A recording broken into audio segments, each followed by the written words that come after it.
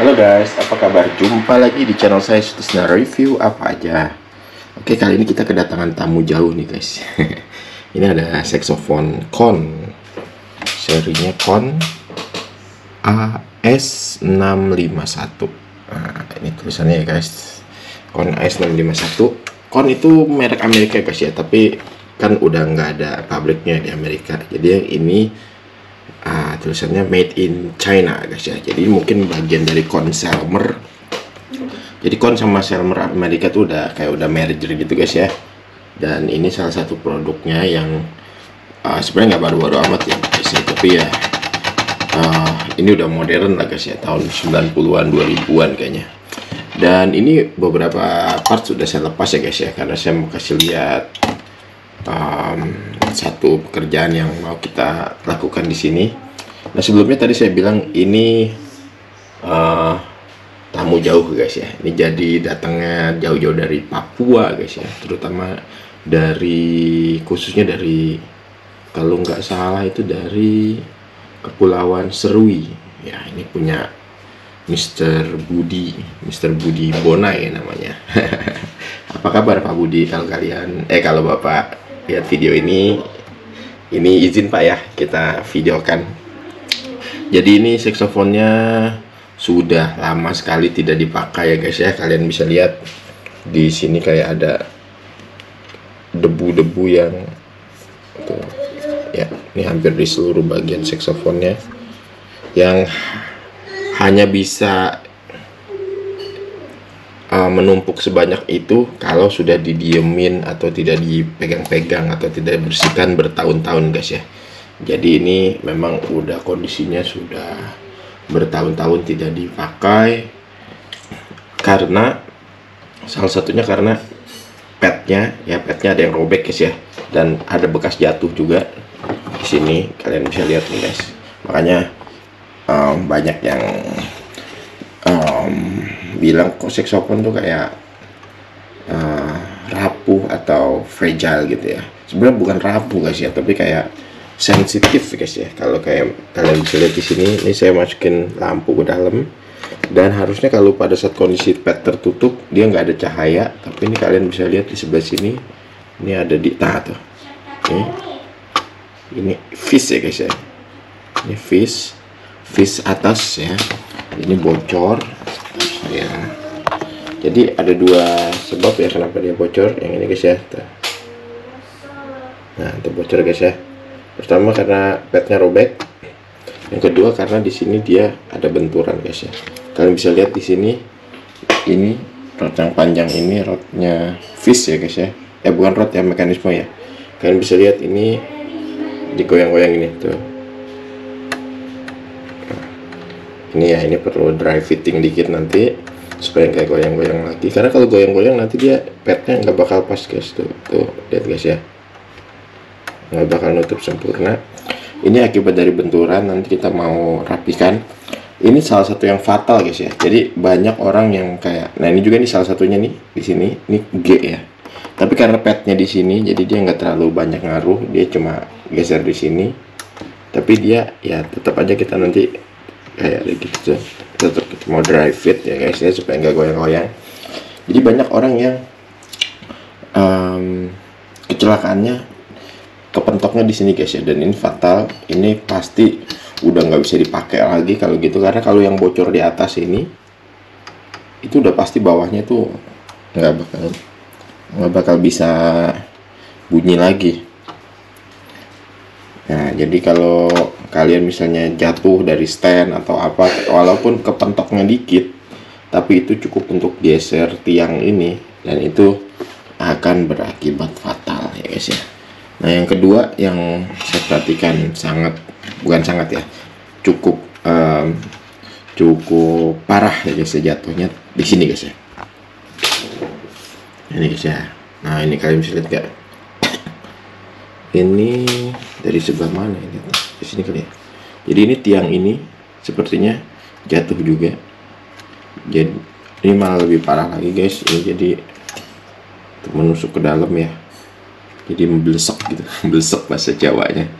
Nah, jadi akibatnya di tiang ini kan ada dua pad ya, pad yang D crash dan pad C. Ini mengalami deformasi yang sangat jauh dari kondisi asli sebelumnya, yang mengakibatkan padnya meleset dari lubang town hole-nya. Kalian bisa lihat nih guys ya, ini saya buka, terus pada saat saya tutup, nah berhentinya di situ guys, jauh ya.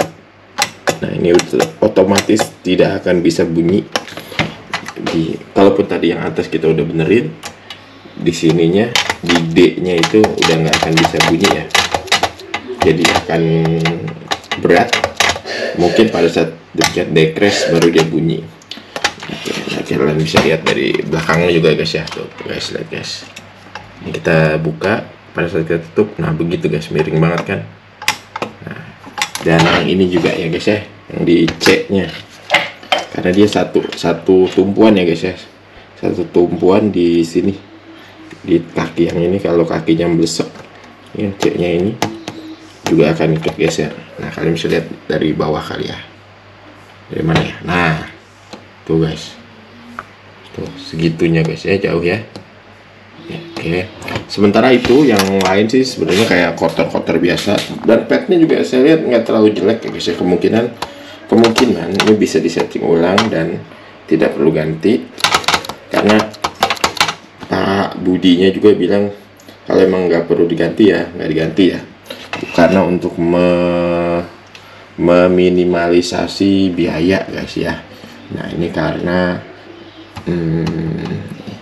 ya sayang aja kalau emang ternyata nggak perlu diganti, ya ngapain diganti. Dan kita di sini pasti selalu rekomendasi yang terbaik dan yang apa ya, sesuai budget lah. Bagi kalau kalian mau servis saxophone di sini pasti kita cek dulu, dan nanti kita kasih opsi. Kalau kayak gini nih misalnya, ya kalau bisa aja saya bilang ganti pad aja semua, harganya segini.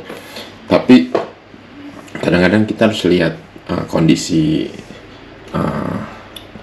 yang punya gitu guys ya, dia mau nggak kayak gitu, atau harga saksofonnya sendiri worth it nggak. Kadang-kadang ganti pad sampai 2 juta atau 3 juta, sementara saksofonnya misalnya saxophone student yang harga secondnya aja paling 2 juta 3 juta. Jadi kayak ya gitulah. Jadi intinya kita pasti kasih opsi-opsi yang terbaik, dan ini opsinya adalah kita mau paling kita kayak gini, kita dry fitting, terus kita setting ulang saksofonnya, dan kita cuci pastinya guys ya.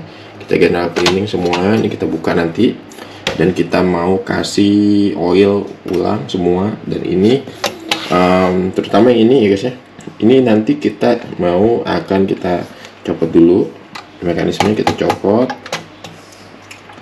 terus akan kita kayaknya kita mau dorong dari dalam, tapi antara kita mau copot ini foot nih kakinya ini atau enggak. Kalau kita nggak copot, kalau kalian dulu pernah lihat video saya yang benerin penyok di bagian bawah sini, bow di saxophone Selmer Bandi kalau nggak salah, ini kita harus copot ya guys ya. Bel apa sih namanya, bownya ini, bow guardnya, karena kalau penyoknya kena bow guardnya kan jadi kita dorong keluarnya double guys ya, kan ini double ya.